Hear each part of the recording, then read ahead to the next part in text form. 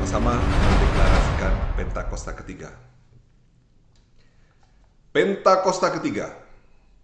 1. Pentakosta ketiga adalah pencurahan Roh Kudus yang dahsyat di zaman now, melebihi yang terjadi di Azusa Street. 2. Pentakosta ketiga akan mengakibatkan penuaian jiwa yang terbesar dan yang terakhir sebelum Tuhan Yesus datang kembali. 3. Pentakosta ketiga akan membangkitkan generasi Yeremia, yaitu anak-anak muda yang dipenuhi Roh Kudus, cinta mati-matian kepada Tuhan Yesus, tidak kompromi terhadap dosa, dan akan bergerak untuk memenangkan jiwa. 4. Pentakosta ketiga lahir di Indonesia dan bergerak ke bangsa-bangsa. Gerakan ini dari timur ke barat dan akan kembali ke Yerusalem. 5. Pentakosta ketiga akan memberikan kuasa untuk menyelesaikan amanat agung, dan setelah itu Tuhan Yesus datang kembali. Amin. Shalom saudara, selamat hari Minggu. Voice of Pentecost hari ini akan membahas mengenai prophetic preaching atau khotbah profetik. Khotbah profetik adalah khotbah yang disampaikan dalam hadirat, pengurapan, dan kuasa Roh Kudus agar kita dapat melakukan kehendak Tuhan di zaman now. Pada kondisi demikian, seorang pengkhotbah dapat menangkap pesan dan tuntunan khusus dari Tuhan melalui Roh Kudus untuk dilakukan pada saat tertentu. Dengan demikian, ada 3 unsur minimal yang harus dipenuhi dalam khotbah profetik. Pertama, hadirat, pengurapan, dan kuasa Roh Kudus. Khotbah profetik bukanlah khotbah asal-asalan tanpa arah, tujuan, dan dasar yang tidak jelas. Seorang hamba Tuhan yang berada dalam hadirat, pengurapan, dan kuasa Roh Kudus dimungkinkan untuk menangkap pesan profetik dari Tuhan untuk diperkatakan kepada umatnya. Seseorang yang mungkin bukan dari golongan Pentakosta dan tidak mempercayai bahwa karunia-karunia Roh Kudus masih ada di zaman sekarang ini, mungkin tidak sependapat dengan konsep khotbah profetik ini. Akan tetapi, hal itu tidak menjadi alasan seseorang untuk menghakimi bahwa praktek spiritualitas Pentakosta ini adalah hal yang salah dan tidak biblikal. Kedua, petunjuk atau arahan Tuhan.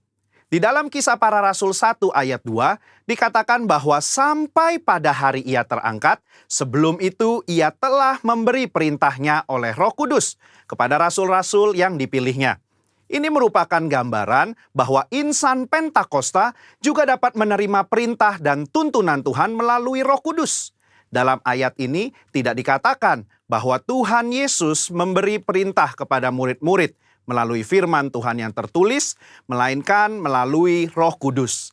Hal inilah yang mendasari bahwa pengkhotbah Pentakosta cenderung membawa dimensi yang baru ke dalam persiapan khotbah, yaitu dengan menafsirkan ayat demi ayat di dalam konteks Alkitab dan tuntunan Roh Kudus untuk pendengar di zaman now. Yang ketiga, kehendak Tuhan pada zaman now. Ciri khas dari khotbah profetik adalah bagaimana memaknai firman Tuhan yang tertulis menjadi tuntunan roh kepada jemaatnya di setiap zaman.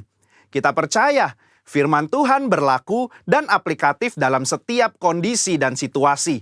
Nah, hal ini membutuhkan kepekaan dalam mendengarkan suara Roh Kudus atas apa yang Tuhan sedang katakan. Sebagai contoh, di dalam 2 Samuel 5 ayat 17-25, Daud sedang berperang dengan orang Filistin. Sebelum Daud maju berperang, dia bertanya kepada Tuhan untuk strateginya. Dan Tuhan menjawab, majulah. Maka Daud maju dan memukul kalah di tahap pertama. Lalu beberapa ayat setelahnya, orang Filistin mau melawan lagi. Dan apa kata Tuhan? Sekarang kata Tuhan, bukan majulah, melainkan janganlah maju, tetapi buatlah gerakan lingkaran sampai ke belakang mereka. Inilah yang dikatakan orang Pentakosta ketika kita menekankan khotbah profetik yang mengikuti tuntunan roh. Kalau Daud tidak bertanya dan mendengarkan Tuhan pada serangan yang kedua, bisa jadi dia kalah karena berasumsi strategi Tuhan sama dengan yang pertama. Umat Tuhan di zaman now juga harus peka dan dengar-dengaran dengan suara roh, apa yang menjadi tuntunannya hari demi hari dan minggu demi minggu. Sehubungan dengan pembahasan ketiga unsur khotbah profetik di atas, Maka pesan Tuhan dalam khotbah profetik terkait menengking badai dan masuk dalam persembunyian bukanlah sebuah inkonsistensi maupun khotbah plin-plan yang membuat jemaat bingung, melainkan pesan Tuhan yang progresif terkait dengan apa yang menjadi kehendak Tuhan yang harus disampaikan kepada jemaat untuk dilakukan. Alkitab juga memberikan contoh yang sangat kuat tentang khotbah profetik, di mana para rasul mencari solusi atas sebuah masalah dengan tuntunan Roh Kudus, firman Tuhan, dan komunitas orang percaya saat itu. Di dalam Kisah Para Rasul 15, di sana sedang terjadi masalah di gereja mula-mula, di mana orang non-Yahudi diminta untuk disunat dan mengikuti hukum Musa. Apa yang para pemimpin lakukan di dalam memutuskan hal tersebut? Kisah Para Rasul 15 ayat 15-17, Yakobus mengutip firman Tuhan dari Amos dan dia menafsirkan ayat tersebut menurut konteks pada zaman itu dengan menyederhanakan ratusan hukum Taurat menjadi beberapa hal saja, yaitu tidak boleh makan makanan yang dipersembahkan kepada berhala, jauh dari percabulan dan daging binatang yang mati dicekik, dan dari darah. Ketika mereka mengirim keputusan itu kepada gereja-gereja, itu adalah keputusan Roh Kudus dan keputusan kami. Ini adalah contoh nyata dari khotbah profetik yang menjawab masalah. Yakobus mengutip firman Tuhan dari kitab Amos dan bersama komunitas yang dipenuhi Roh Kudus menafsirkan dan memberikan pesan profetik untuk gereja mula-mula di zaman itu. Hal inilah yang mendasari bagaimana seorang pengkhotbah yang dipenuhi Roh Kudus harus bisa memberikan tuntunan kepada jemaat sesuai dengan kebenaran firman Tuhan pada zaman now. Kesimpulannya, khotbah profetik merupakan khotbah yang dihasilkan dari pengkhotbah yang berada dalam hadirat, pengurapan, dan kuasa Roh Kudus, di mana kondisi tersebut memungkinkan seorang pengkhotbah untuk mendapatkan tuntunan, arahan, dan pesan khusus dari Tuhan melalui Roh Kudus. Sebagai insan Pentakosta, kita juga menerima dan merindukan khotbah-khotbah yang profetik di seluruh komunitas kudus dimanapun kita berada. Pesan profetik ini memungkinkan seseorang untuk menangkap dan melakukan apa yang menjadi kehendak dan tuntunan Tuhan pada zaman di mana ia hidup. Sehingga dengan penuh keyakinan, kita menjalani kehidupan yang berkemenangan bersama Tuhan. Amin. Saudara, untuk penjelasan lebih lengkapnya dari tim teologi kami, jangan lupa buka link yang ada di atas atau scan barcode yang tersedia. Tuhan Yesus memberkati.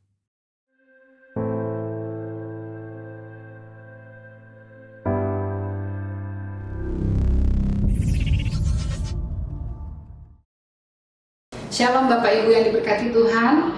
Mari saudara, kita persiapkan hati kita untuk masuk dalam ibadah kita hari ini. Biarlah hanya nama Tuhan yang ditinggikan, biar hanya nama Tuhan yang dipermuliakan. Terima kasih Tuhan untuk setiap penyertaan-Mu sepanjang seminggu ini Tuhan. Kalau kami boleh ada Tuhan pada hari ini Tuhan, dalam keadaan yang baik Tuhan, itu semua adalah kasih karunia-Mu Tuhan. Apapun keadaan kami hari ini Tuhan, kami percaya Tuhan itu semua karena kebaikan-Mu Tuhan dalam kehidupan kami. Terima kasih Tuhan Yesus, biarlah Tuhan kami mau beribadah Tuhan hari ini Tuhan.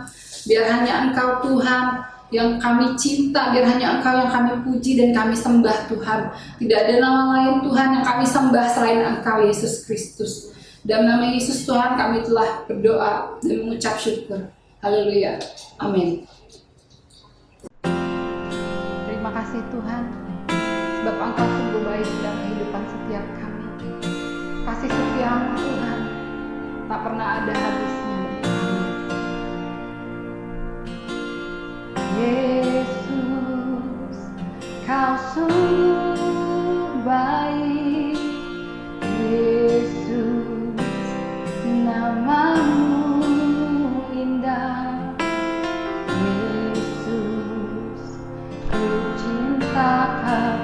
Selalu ku tinggikan, ku agungkan selamanya. Yesus, Kau sungguh baik. Yesus, nama-Mu indah. Yesus,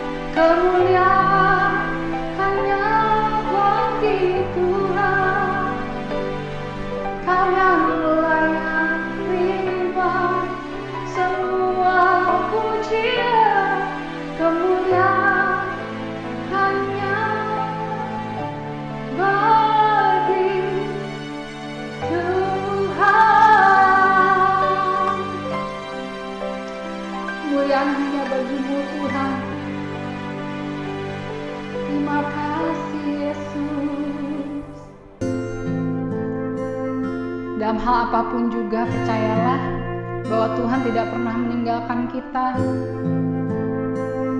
Dalam hal apapun Dia selalu memegang tangan kita, saudara. Kalian tidak pernah sendiri, sebab ada Tuhan yang selalu menyertai kita.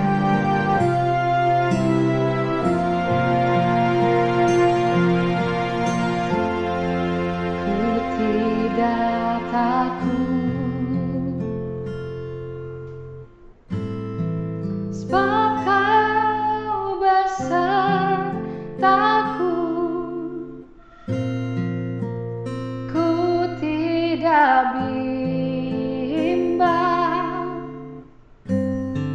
sebab Engkau Allahku.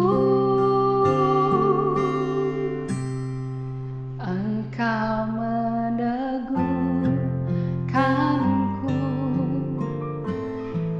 bahkan menolongku.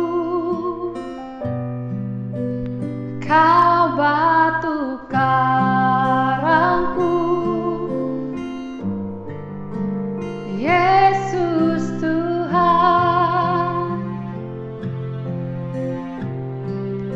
Yesus memegangku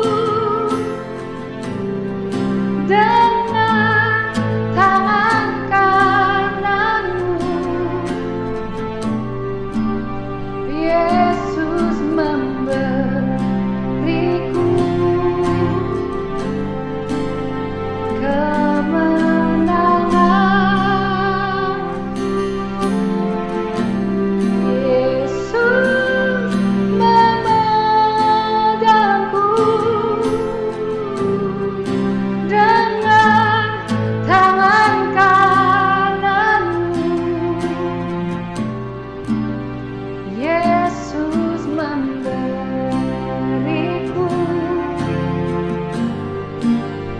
kemenangan.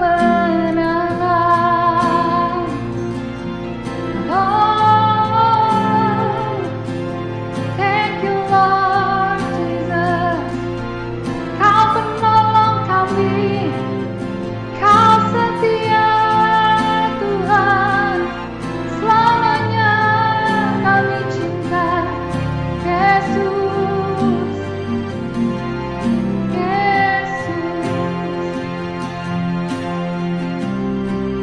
Yesus memegangku dengan tangan kananmu. Yesus memberiku kemenangan. Yesus memegangku dengan tangan kananmu.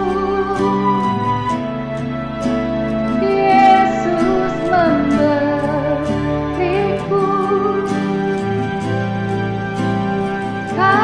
kemenangan.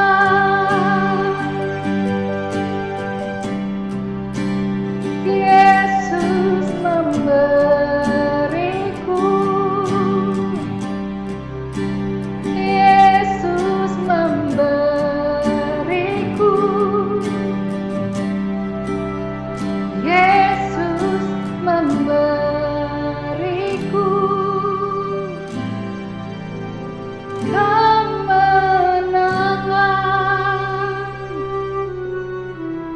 Thank you Jesus, sebab perkataan-Mu ya dan pasti Tuhan, dan setiap isi lagu kami Tuhan kami mengimaninya. Terima kasih untuk kemenangan yang Engkau sediakan Tuhan bagi setiap kami. Mari saudara, kita siapkan hati kita untuk masuk dalam firman Tuhan. Biarlah saudara setiap firman yang ditabur boleh menjadi jawaban dalam hidup kita, boleh menjadi berkat bagi setiap kita. Terima kasih Tuhan, terima kasih Bapa. Haleluya Yesus.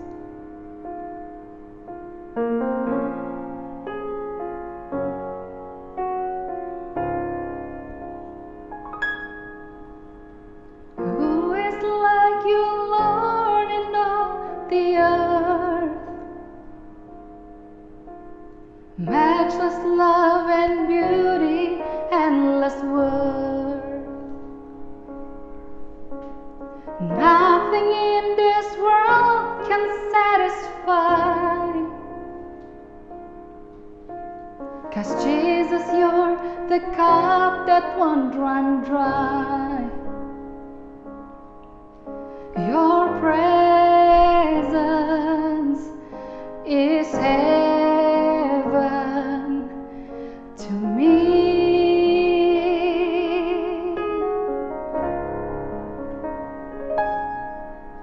Your presence is heaven to me.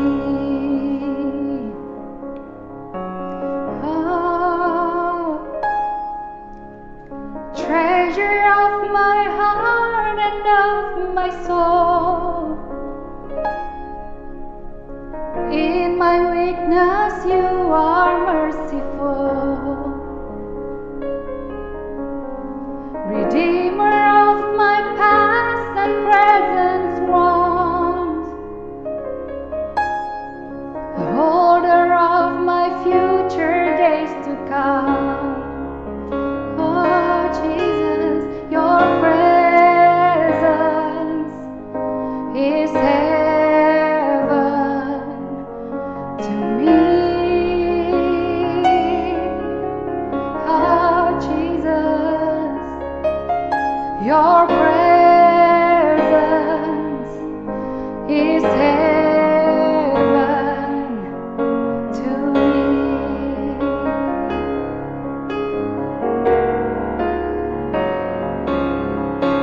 Your presence is heaven to me.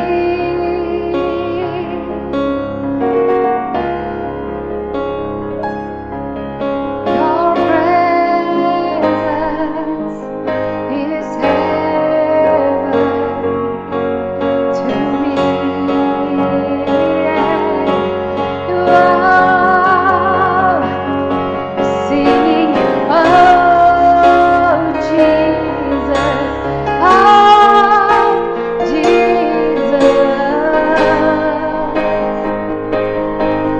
your presence is heaven to me. Oh Jesus,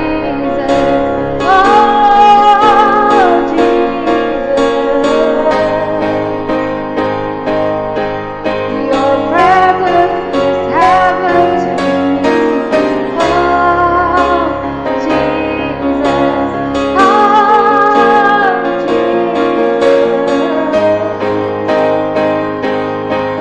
your presence is heaven to me.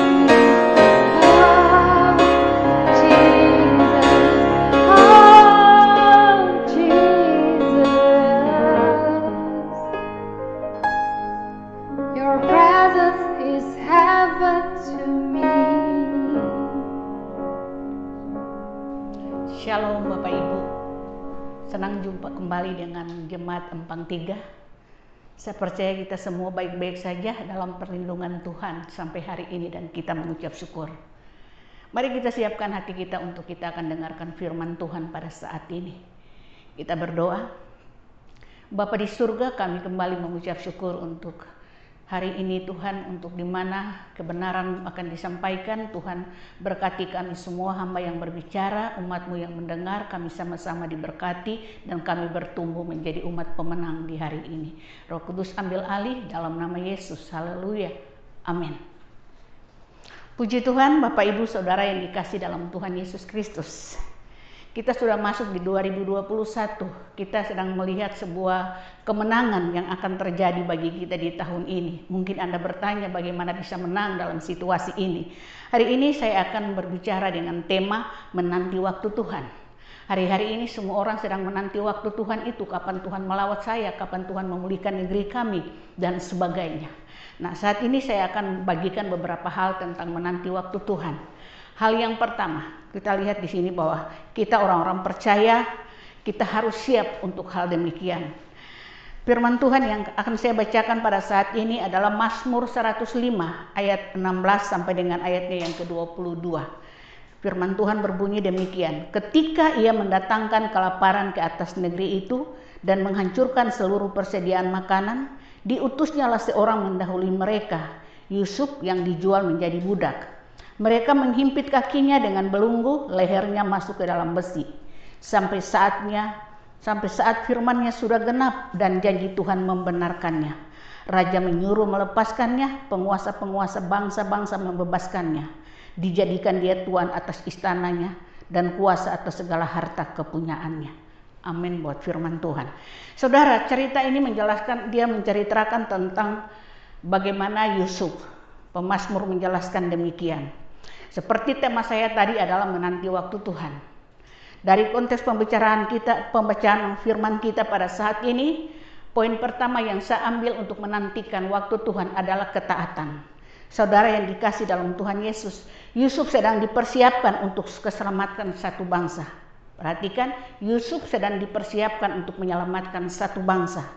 Dia harus menunjukkan jati diri dan kebenaran dan nilai dalam dirinya dia. Dia sedang diproses Tuhan untuk menyelamatkan suatu bangsa. Tuhan sedang mempersiapkan seorang Yusuf untuk menyelamatkan bangsa. Ayat 16-18 itu menjelaskan ketika ia mendatangkan kelaparan atas negeri ini, ia menghancurkan seluruh persediaan makanan. Ini yang akan terjadi nanti atas bangsa saat itu. Lalu diutusnya mendahului mereka Yusuf yang dijual. Jadi sebelum ada kelaparan 7 tahun kelimpahan dan 7 tahun kelaparan itu, Tuhan sudah mempersiapkan seseorang yang bernama Yusuf untuk hal yang demikian. Tapi untuk dia menjadi seorang penguasa dan seorang yang akan bisa menjaga dan memberkati bangsa itu, dia mengalami sebuah proses. Saudara perhatikan, dia mulai dari sumur kering sampai dalam penjara Mesir. Saudara, dia mengalami hal-hal yang buruk dalam perjalanan dia untuk menggenapi sebuah janji Tuhan untuk menyelamatkan sebuah bangsa.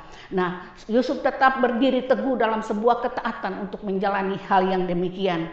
Bukankah kita hari-hari ini ada dalam situasi yang sama? Mungkin saya berkata, Anda dan saya sedang dipersiapkan Tuhan untuk hal-hal besar yang akan terjadi bagi bangsa. Kita tidak mengerti dengan situasi ini. Kita harus taat saja. Kita harus taat dan jalani saja. Di waktu-waktu ini seperti Yusuf yang sedang dipaksa Tuhan untuk ada dalam satu proses, dan dia harus menunjukkan jati diri dan identitas dan nilai kebenaran dalam diri dia. Hari-hari ini hal yang sama juga bagi Anda dan saya. Dalam masa pandemi ini, dalam masa sukar, masa sulit, masa kekeringan, masa seperti penjara Mesir terkurung. Tetapi saudara perhatikan bahwa ini masa di mana saudara dan saya harus memahami bahwa kita harus betul-betul tertanam dan berakar di dalam Tuhan. Kita harus terbangun atas fondasi batu karang itu, sehingga kita menjadi umat yang pemenang. Kita menjadi umat yang menang pada harinya. Kita harus tunjukkan kualitas kekristenan kita di masa-masa ini. Kita harus berdiri teguh atas kebenaran itu yang Tuhan inginkan. Kenapa? Kita hari-hari ini belum bisa tahu kenapa dan apa yang harus kami lakukan. Kenapa harus begini? Nanti setelah itu baru kita mengerti. Tapi yang kita lakukan sekarang adalah tertanam di dalam Tuhan, berakar dan berbuah, supaya buah-buah kita itu akan dapat memberkati kota dan bangsa. Kehidupan kekristenan hari-hari ini yang perlu kita tunjukkan adalah bisa menjadi berkat di atas bangsa ini. Untuk kapan situasi ini selesai itu urusan Tuhan. Urusan kita harus taat saja pada apa yang sedang terjadi. Ini proses panjang. Proses yang sedang kita alami seperti Yusuf. Yusuf tidak ada harga murah, saudara. Dia mengalami sumur kering, dibuang oleh saudara-saudara kandung dia. Lalu setelah itu sampai penjara Mesir, dia harus terkurung di sana. Bukan karena kesalahan dia, tetapi taat saja. Sampai waktu itu akan tiba bagi dia. Waktu-waktu ini bukan waktu lagi di mana untuk kita saling menyalahkan. Kita lihat di sini bahwa seperti terjadi bagi Yusuf dalam Kejadian 40. Kejadian 40 ayat 14. Firman Tuhan berkata seperti ini. Tetapi ingatlah kepadaku apabila keadaanmu telah baik nanti. Tunjukkanlah terima kasihmu kepadaku dengan menceritakan hal ikhwal kepada Firaun, dan tolong keluarkan aku dari rumah ini. Yusuf sedang merindukan untuk apa yang dia buat baik bagi dua orang yang bersama dia, juru roti dan juru minum itu, supaya kalau mereka keluar, mereka ingat dia, lalu biarlah dia keluar. Yusuf sedang minta pertolongan kepada manusia. Hal itu juga tidak terjadi. Tuhan tidak izinkan sampai 2 tahun berlalu, baru juru minum itu mengingat akan Yusuf itu kembali. Saudara, hari-hari ini dijauhkan kiranya daripada kita untuk mengandalkan dan mengharapkan pertolongan manusia. Yang kita harus ingat bahwa kita harus mengandalkan dan percaya kepada Tuhan, mengandalkan Tuhan saja. Kita juga tidak boleh saling menyalahkan. Kita lihat di sini di dalam Kejadian 45 ayat 7 dan 8 firman Tuhan berkata begini, maka Allah telah menyuruh aku mendahului kamu untuk menjamin kelanjutan keturunanmu di bumi ini dan untuk memelihara hidupmu sehingga sebagian besar daripadamu tertolong. Jadi bukanlah kamu yang menyuruh aku ke sini, tetapi Allah, dialah yang telah menempatkan aku sebagai bapa bagi Firaun dan tuan atas seluruh istananya dan sebagai kuasa atas seluruh tanah Mesir.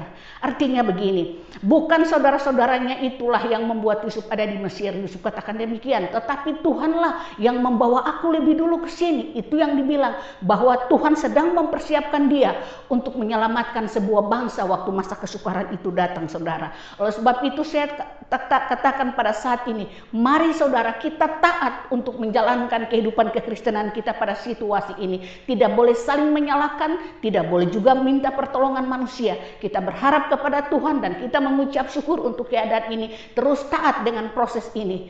Saya katakan sekali lagi, terus taat dengan proses ini. Tertanam berakar di dalam Tuhan, berbuah. Lalu engkau menjadi berkat bagi bangsa dan kota di mana engkau berada.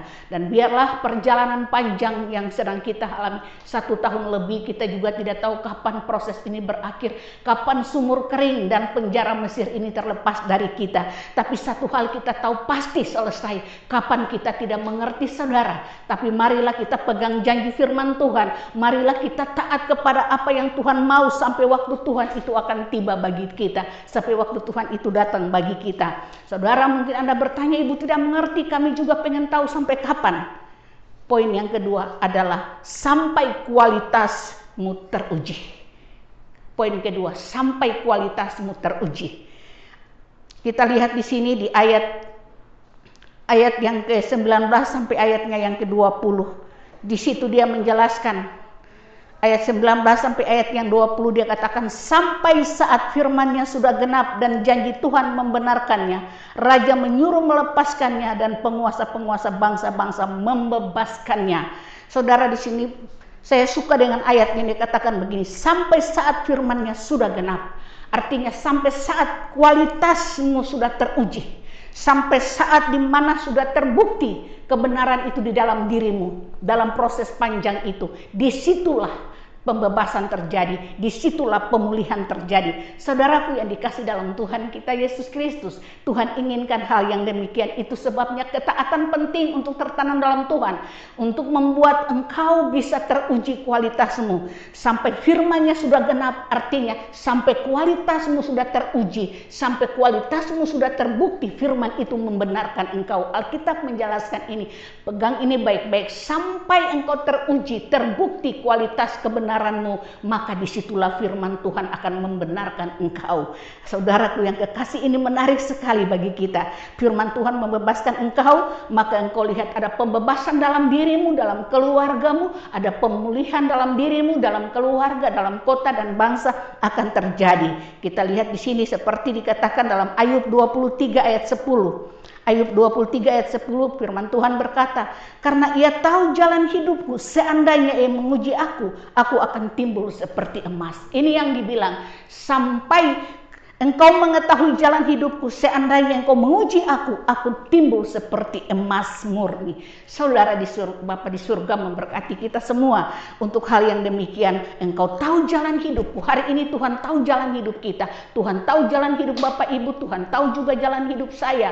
Dan dia katakan, seandainya Tuhan menguji aku akan timbul seperti emas murni. Ini yang dibilang bahwa kualitasmu teruji, kualitasmu terbukti sampai pada saat ini. Dan biarlah pada saat ini saya percaya bahwa poin yang kedua adalah sampai kualitasmu teruji. Firman-Mu itu membenarkan engkau. Firman membenarkan Bapak Ibu Saudara yang dikasih dalam Tuhan kita Yesus Kristus. Maka itulah yang akan Tuhan inginkan dari kita semua. Biarlah kita akan sama-sama belajar untuk mentaati, menantikan waktu Tuhan sampai kualitas kita akan teruji di dalam Tuhan. Lalu poin yang ketiga, kalau kualitas kita sudah teruji, maka hal yang ketiga adalah hasil itu datang. Hasil bagi kita. Saudara mungkin bertanya begini, Bu, hasil apa dalam situasi ini? Kami mau lihat apa dalam situasi ini dengan kondisi yang seperti ini. Saudara tetap pegang janji firman Tuhan. Kalau hasil itu dia tetap berkaitan dengan namanya promosi atas diri, atas gereja, dan atas bangsa. Kita lihat di sini, saudaraku, promosi Tuhan akan datang bagi Yusuf saat itu, waktu dia sudah dibebaskan. Alkitab menjelaskan di situ, ya, bahwa di ayat yang di ayat yang berikutnya, bahwa raja menyuruh untuk membebaskan dia.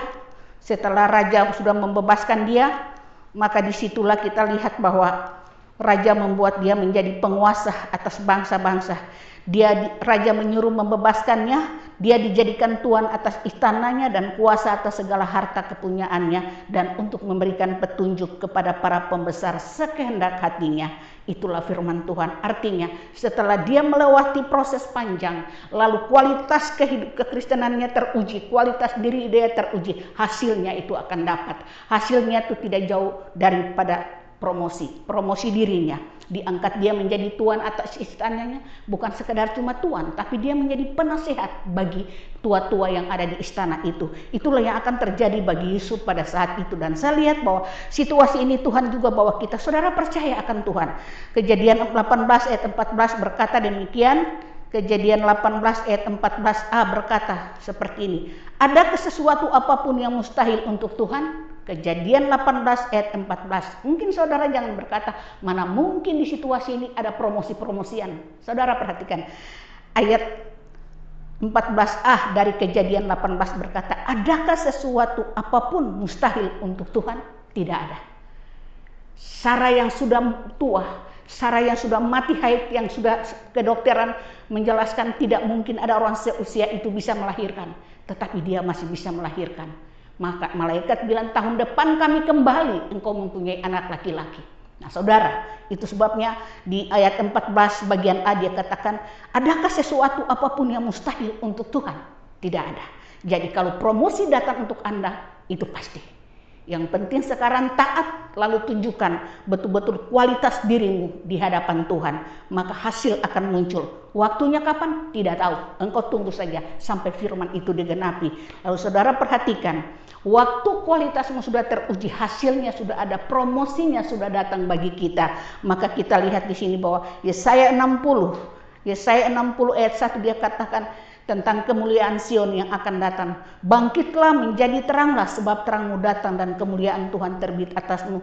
Sebab sesungguhnya kegelapan menutupi bumi, kekelaman menutupi bangsa-bangsa, tetapi terang Tuhan terbit atasmu dan kemuliaannya menjadi nyata atasmu. Saudara yang dikasih dalam Tuhan Yesus Kristus, 3 hal tadi, ketaatan, kualitas teruji, lalu hasil. Terakhir di bawah ayat daripada Yesaya 60 bahwa bangkitlah menjadi terang. Itu artinya promosi itu datang. Itu artinya engkau siap untuk hal yang demikian secara pribadi, secara gereja, dan secara kota dan bangsa. Engkau lihat di sini bahwa dia berkata bahwa bangkitlah. Hai umat Tuhan, bangkitlah saat ini menjadi terang, sebab terang Tuhan datang kepadamu dan kemuliaan Tuhan terbit atasmu. Engkau lihat ada kemenangan besar, ada titik terang di sana. Tidak seterusnya situasi gelap, tidak seterusnya engkau ada di sumur kering itu seperti Yusuf, tidak seterusnya engkau dibelenggu di penjara Mesir itu. Tapi waktu Tuhan akan datang bagimu, bahwa kemuliaan Tuhan akan nyata atasmu, terang Tuhan terbit atasmu dan kemuliaan Tuhan nyata atasmu. Engkau menjadi berkat bagi bangsa, bahkan bangsa-bangsa. Engkau harus terlepas dari sumur kering itu, engkau juga terlepas dari belenggu penjara Mesir itu, engkau bebas. Kita tidak selamanya seperti ini. Yang penting kita pegang janji firman Tuhan, kita percaya bahwa waktunya akan tiba, promosi itu akan datang. Waktu kita sudah menjalani fase proses demi proses, maka kita tiba di dalam promosi Tuhan satu hari nanti. Entah itu bulan depan, entah itu 6 bulan lagi, atau 1 tahun lagi, itu waktu Tuhan saja. Seperti dia katakan tadi, sampai firman Tuhan sudah genap, engkau teruji, engkau pasti dipromosi, engkau pasti diberikan kelepasan dan kebebasan. Dan biarlah kami semua belajar untuk hari-hari ini bagaimana kita harus mengerti tentang janji Tuhan. Sekali lagi saudara, taat. Jangan bersungut-sungut, jangan salahkan orang lain. Teruslah menjalani prosesmu itu, terbangun di atas kebenaran firman Tuhan, tertanam dan berakar, berbuah menjadi berkat bagi kota dan bangsa. Jangan bersungut-sungut, jangan menyalahkan orang lain.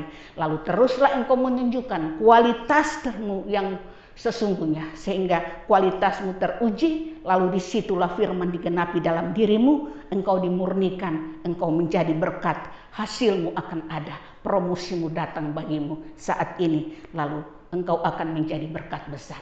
Percayalah saudara, bahwa semua itu pasti terjadi. Ya, Bapak Ibu yang ada di rumah saat ini, engkau suami, istri, anak-anak, satu keluarga, pegang janji Tuhan saja. Proses ini masih berjalan, tetap tenang di dalam hadirat Tuhan. Ketaatan itu akan membawa kualitas yang teruji. Ketaatan itu akan membawa hasil yang baik. Jadi pegang janji Tuhan pada saat ini, dan biarlah firman ini akan menjadi satu dorongan, satu bekal bagi setiap kehidupan kekristenan di hari-hari ini, bahwa kita pasti menang, kita pasti keluar dari situasi ini dan menjadi terang bagi orang lain, terang bagi kota, terang bagi bangsa dan bangsa-bangsa. Di Tuhan saudara, biarlah kembali kepada apa yang Tuhan inginkan untuk kita lakukan. Kita percaya bahwa gereja Tuhan masuk dalam satu sistem yang baik, satu sistem yang dimana Tuhan sedang membawa gereja untuk berjalan dalam hal yang demikian.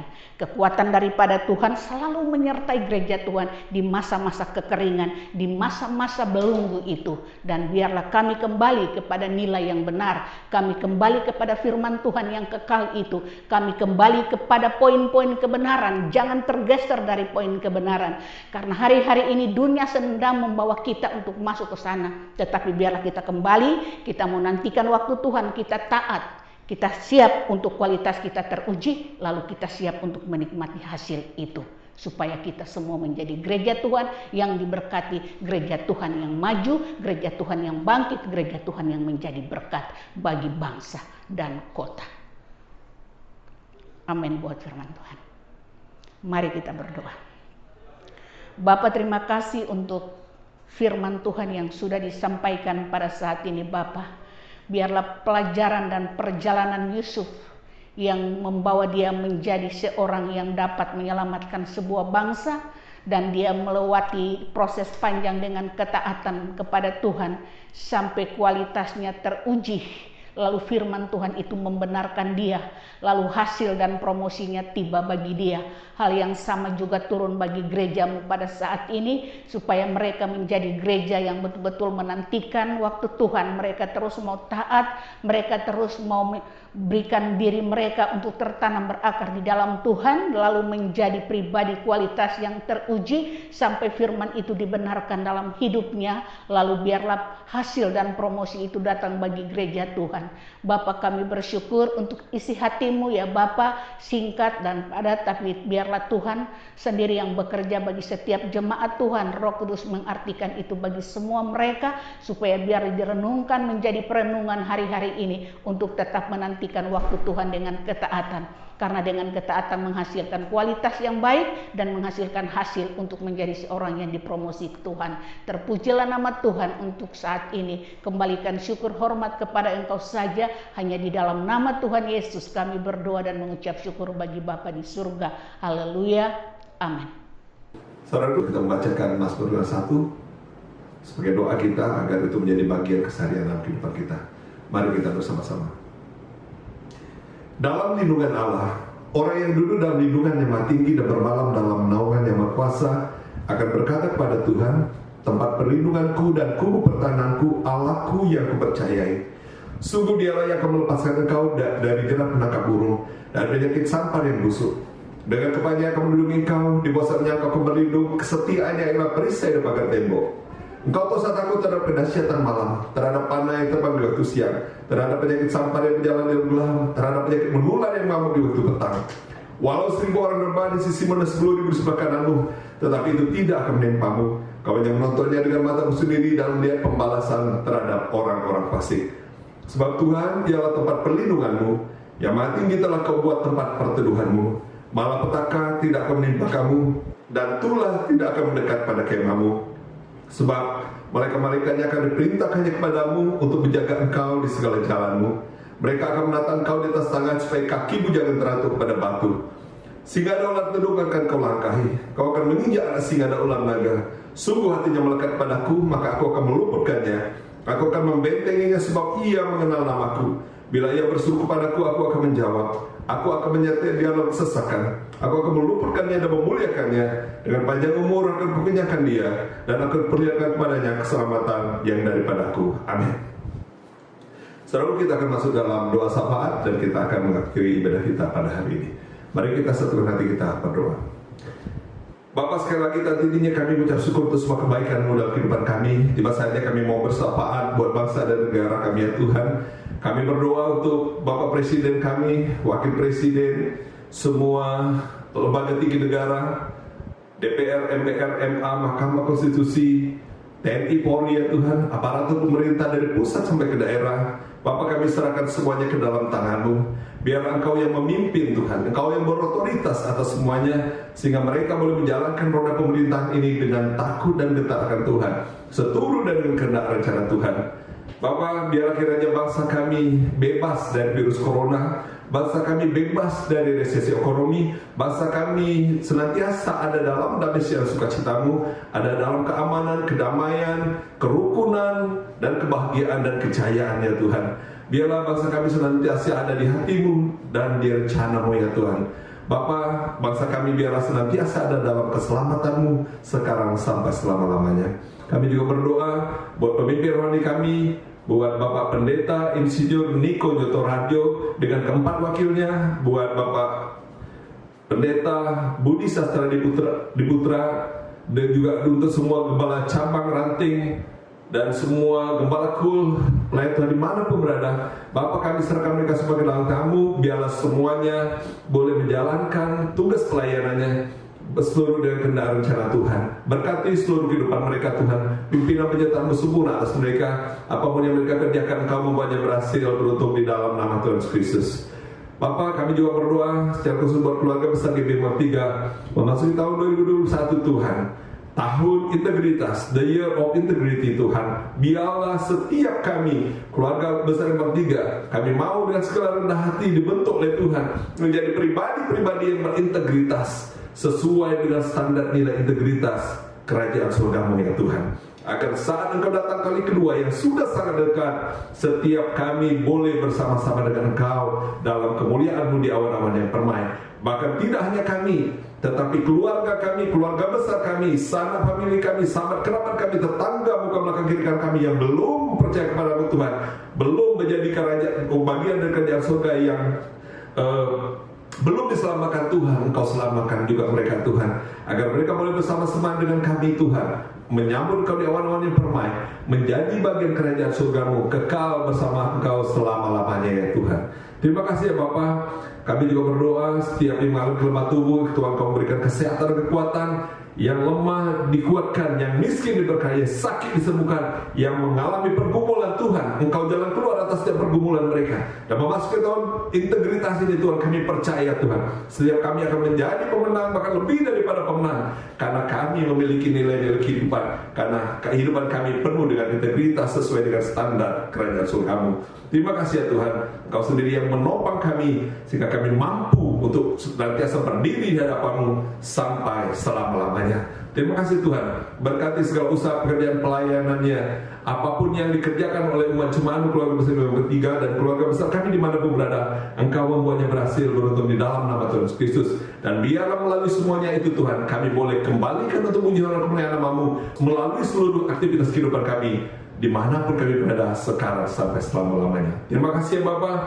Terima kasih, Yesus. Kami akan memasuki tahun 2021 dengan keyakinan yang penuh bahwa kami ada dalam tuntunan-Mu, dan kami akan menjadi pribadi-pribadi yang berintegritas karena Engkau yang menopang kami dan memampukan kami melakukannya. Terpujilah nama Yesus. Hanya di dalam nama Tuhan Yesus kami ucap syukur dan berdoa. Tuhan yang percaya, sama-sama kita katakan amin. Saudara, kita akan mengakhiri ibadah kita. Mari satukan hati kita, arahkan hati kita kepada Tuhan, dan kita terima berkat daripada Tuhan. Tuhan memberkati engkau dan melindungi engkau. Tuhan menyinari engkau dengan wajahnya dan memberi engkau kasih karunia. Tuhan menghadapkan wajahnya kepadamu dan memberi engkau damai sejahtera. Kekasih-kasih Tuhan biji mata Allah, terimalah berkat kasih sukacita damai sejahtera dari Allah Bapa melalui putranya yang tunggal Tuhan kita Yesus Kristus, serta persekutuan yang indah dan manis Allah Roh Kudus menyertai kehidupan kita semua mulai saat ini sampai Maranatha, bahkan sampai selama-lamanya. Umat Tuhan yang percaya, berkati dan sangat masih Tuhan yang senantiasa hidup dalam kekudusan dan berfirman Tuhan, yang telah dan siap memasuki tahun integritas, the year of integrity. Sama-sama kita katakan amin. Selamat hari Minggu, Tuhan berkati. Shalom.